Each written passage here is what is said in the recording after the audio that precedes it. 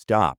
If you still believe hard work will make you rich, you are already falling behind, not because you're lazy, but because you're playing a game. You were never meant to win. Every day, you wake up, you work, you stay busy, and somehow, you're still in the same place. That's not bad luck.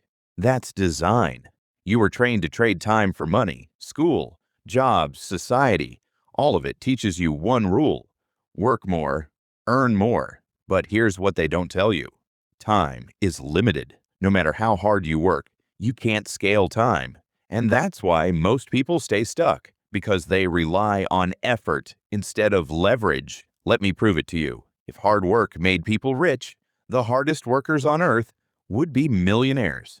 But they're not, because wealth is not created by effort alone.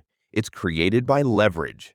Leverage means this: one action, multiple results; one video, thousands of views; one skill, income for years; one system, money while you sleep. That's how the game is actually played. But most people never learn this. They stay busy, not productive.